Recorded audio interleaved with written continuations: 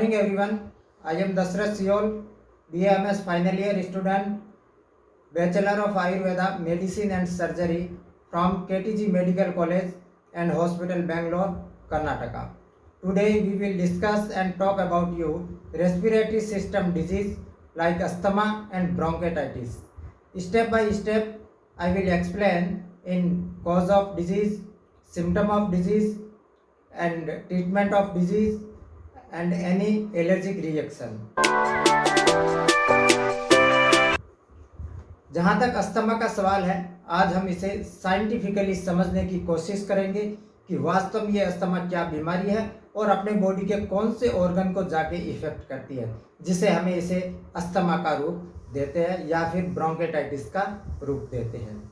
या मैं आपको कहना चाहूँगा कि जिस मेडिकल टर्मिनोलॉजी के पीछे आइटिस लगता है, उसका मतलब होता है उस ऑर्गन की इन्फ्लेमेशन या फिर इन्फेक्शन, जिस ऑर्गन के अंदर स्वेलिंग हो जाती है।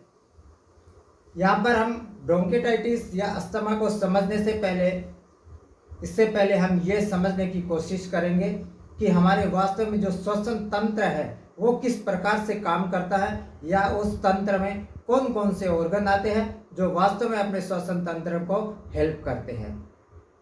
तो इसको आज हम एनाटॉमिकली समझने की कोशिश करेंगे। आपको मालूम है कि ह्यूमन बॉडी के अंदर दो लंग्स होते हैं, जो एक राइट साइड प्रेजेंट होता है और दूसरा लेफ्ट साइड प्रेजेंट होता है। जो राइट साइड का जो आपका लंग्स होता है वो 3 लोब्स में डिवाइड होता है, जिसमें upper lobe, middle lobe and lower lobe.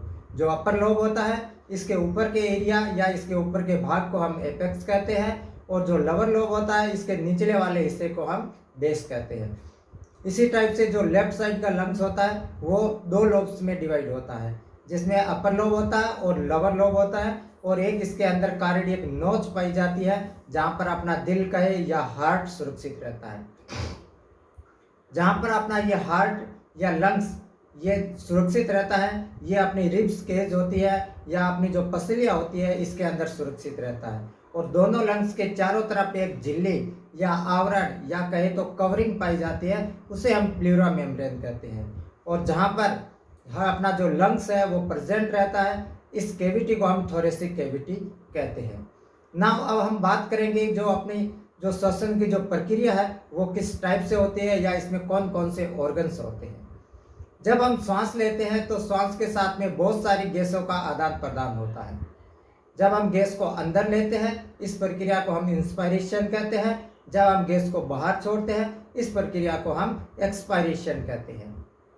जब हम सांस लेते हैं तो सांस के अंदर अपनी नाइट्रोजन गैस भी होती है, कार्बन डाइऑक्साइड भी होती है और ऑक्सीजन भी होती है। हम 78% नाइट्रोजन को इंस्पायरेशन करते हैं, जबकि 78% नाइट्रोजन को हम एक्सपायरेशन कर देते हैं। हम 0.3% हम कार्बन डाइऑक्साइड CO2 को इंस्पायरेशन करते हैं, जबकि हम 4.6 कार्बन डाइऑक्साइड को एक्सपायरेशन करते हैं। जहाँ तक ऑक्सीजन का सवाल है, हम 21% ऑक्सीजन को इंस्पायरेशन करते हैं, जबकि 17% ऑक्सीजन को हम एक्सपायरेशन करते हैं।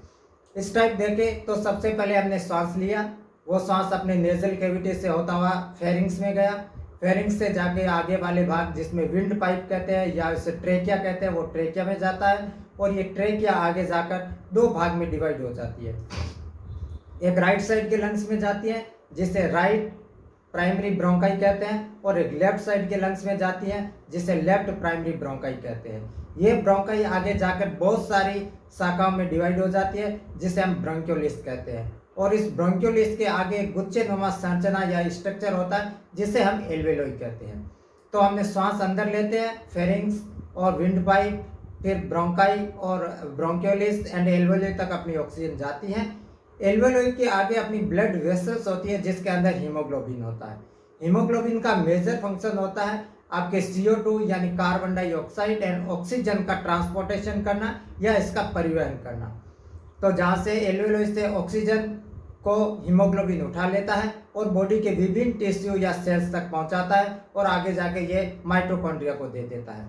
वहाँ से उसके बदले में ये CO2 को लेकर वापस एल्वेलोई तक आता है, और एल्वेलोई से CO2 को बाहर बॉडी से आउट ऑफ बॉडी उसको निष्कासित या इसको एक्सपायरेशन किया जाता है। इस प्रकार हम देखें तो अपनी जो ये श्वसन की प्रक्रिया है, इसमें 17% जो योगदान होता है वो अपने डायफ्राम का होता है। डायफ्राम एक संयोजी ऊतक की बनी हुई एक लार्जेस्ट मसल्स होती है बॉडी की, जो कि अपने एब्डोमेन एंड थोरेसिक कैविटी को सेपरेट करती हैं। तो ये हमने इसकी एनाटॉमिकल के बारे में समझा, जो कि आपकी नॉलेज में होना चाहिए। नाउ अब हम बात करेंगे कि नॉर्मल एलर्जिक रिएक्शन से आपकी ब्रोंकाइटिस कैसे होती है। नाउ ब्रोंकाइटिस के बारे में हम समझने की कोशिश करेंगे कि जब आपके धूल मिट्टी के कण हैं जो आपकी नेजल कैविटी से या आपकी नाक से अंदर चले जाते हैं, या जो धुआं होता है वो अंदर चला जाता है, वो वास्तव में आगे जाकर जो ब्रोंकियल ट्यूब्स होती है, जो नैरो ब्लड वेसल्स होती है, उनके अंदर उनको ब्लॉकेज कर देता है और उनमें इन्फ्लामेशन हो जाती है। आपकी जो म्यूकस मेम्ब्रेन होती है उसके अंदर इन्फ्लामेशन हो जाता है और इन्फेक्शन हो जाता है, जिसे हम ब्रोंकाइटिस कहते हैं।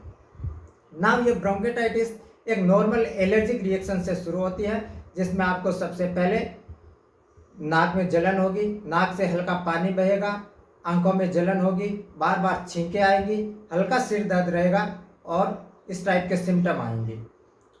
ब्रोंकाइटिस दो टाइप्स की होती है, एक एक्यूट ब्रोंकाइटिस होती है और एक क्रोनिक ब्रोंकाइटिस होती है। जो एक्यूट ब्रोंकाइटिस है, इसके ये सिम्टम आते हैं और ये कम समय में आते हैं और कम समय में चले जाते हैं। लेकिन जो क्रोनिक ब्रोंकाइटिस होती है, उसके सिम्टम आने में बहुत सारा टाइम लेती है और वो बहुत शरीर से निकलने में भी बहुत सारा टाइम लेती है। जो क्रोनिक ब्रोंकाइटिस होते हैं, उनके सिम्टम आपको लॉस ऑफ एपेटाइट होगा, आपका लॉस ऑफ ब्लड होगा, आपका ऑक्सीजन लेने की क्षमता बहुत कम हो जाएगी, आपको विशेषकर शाम के समय में बुखार आएगा और सांस लेने में बहुत सारी दिक्कत खड़ी हो जाएगी। जब हम आपका ब्लड टेस्ट करवाते हैं तो ब्लड टेस्ट में आपके जो WBC के काउंट है वो बहुत सारे बढ़े हुए मिलेंगे। जो आपका न्यूट्रोफिल्स है वो आपका बहुत सारा बढ़ा हुआ मिलेगा। जो आपका ESR का लेवल है वो मोर देन 100 से ऊपर चला जाएगा, जिसे हम TB की कंडीशन में जब ESR करवाया जाता है तो वो 100 से ऊपर चला जाता है। अगर ब्रोंकाइटिस या अस्थमा ये प्रॉब्लम इस टाइप्स के आपको सिम्टम आते हैं, तो इसके बाद में यदि आप लंबे समय तक COPD के पेशेंट रहे हैं, यानी क्रोनिक ऑब्स्ट्रक्टिव पल्मोनरी डिजीज, या इसके बाद में आपको TB होने का चांस रहता है। जैसे कि मैं आपको पीछे एक चित्र में दिखा रहा हूँ, जो फिल्म लगी है एक्सरे की, इसमें आप देखिए कि ये क्रोनिक ब्रोंकाइटिस पेशेंट का एक्सरे है, जो कि आपके लंग्स की कुछ फोटो इस प्रकार से आती है, जो आप देख सकते हैं। जो आपका लंग्स है वो पूरा वाइटनेस दिखाई देगा और आपके लंग्स के जो लोब है वो कट जाएंगे। यदि आप लंबे समय से स्मोकर रहे हैं, लंबे समय से आप तक जर्दा, गुटखा, बीड़ी, सिगरेट या धूम्रपान का सेवन करते हैं, तो आपको क्रोनिक ब्रोंकाइटिस होने की संभावना रहती है। ये क्रोनिक ब्रोंकाइटिस आगे जाकर ट्यूबरकुलोसिस में बदल जाता है, जिसके अंदर आपको बहुत सारी गंभीर परेशानियों का सामना करना पड़ता था। इसके अंदर हम अगर देखें तो जो ट्यूबरकुलोसिस है वो आगे बढ़कर आपके कार्सिनोमा में बदल जाता है, जिसे कॉमन लंग्स कैंसर कहा जाता है, जो कि आपके लंग्स कैंसर आजकल इंडिया में बहुत सारा कॉमन है। यदि आपको इस टाइप के सिम्टम्स है तो आपको विशेषकर जो आप जिस चीज़ से आपको एलर्जी हो रही है उसको आपको एवॉइड करने की ज़रूरत है। अगर इंडिया में देखें तो कॉमनली जो अगरबत्ती का धुआं है, जो आजकल के ज़माने में बहुत सारे परफ्यूम, डिओड्रेंट या स्प्रे, या फिर जो रसोई घर का धुआं है, या फिर धूल मिट्टी के कण है, या एक विशेषकर बैक्टीरिया पाया जाता है जिसे हाउस डस्ट माइट कहते हैं, वो बैक्टीरिया वास्तव में आपकी ब्रोंकाइटिस को पैदा करने की ताकत रखता है। तो आपको इस चीज़ों को सबको अवॉइड करना चाहिए। आपको चिकने पदार्थ की जो भी चीज़ें बनी हुई है, जो घी या तरल पदार्थ से जो चीज़ें बनी हुई है, इसे वास्तव में अवॉइड करने की ज़रूरत है। आपको जो फ्रीज की जो चीज़ें हैं, जो कोल्ड ड्रिंक्स है या जो आइस से बनी हुई चीज़ है, उसको वास्तव में आपको अवॉइड करने की ज़रूरत है, क्योंकि इस कंडीशन में आपकी बॉडी के अंदर इन्फ्लामेशन हो जाता है, बहुत सारा इन्फेक्शन हो जाता है। जो कि मैंने पीछे आपको पहले भी बताया था कि ब्लड टेस्ट जब हम करवाते हैं तो WBC का लेवल बहुत सारा बढ़ जाता है, आपके न्यूट्रोफिल्स का लेवल बढ़ जाता है, जब आपका ESR करवाए थे उसका लेवल बहुत सारा बढ़ जाता है। तो इस कंडीशन में आपको लंग्स का कार्सिनोमा या कॉमन कैंसर होने की भी संभावना रहती है। अब हम बात करेंगे कि ये ब्रोंकाइटिस दो टाइप्स की होती थी, क्रोनिक और एक्यूट। अब हम बात करेंगे इसके ट्रीटमेंट के बारे में। यदि आपको ट्रीटमेंट अगर इस प्रकार की समस्या है तो मैं यहाँ ट्रीटमेंट को हाईलाइट नहीं करूँगा, क्योंकि जब हम इसको देखते हैं पेशेंट को तभी पता लगता है कि आपको किस टाइप की प्रॉब्लम है। जब हम स्टेथोस्कोप से इसके साउंड को, हम इसकी ध्वनि को सुना जा सकता है, तो आपके लंग्स के अंदर बहुत सारी ब्रोंकाइटिस की आवाज़ें आएगी, आपकी सीटी की आवाज़ आएगी, वो आपके लंग्स के अंदर सीटी टाइप की एक आवाज़ सुनाई हमें देगी, जिसे हम पता लगा सके कि आपको क्रोनिक या एक्यूट ब्रोंकाइटिस है।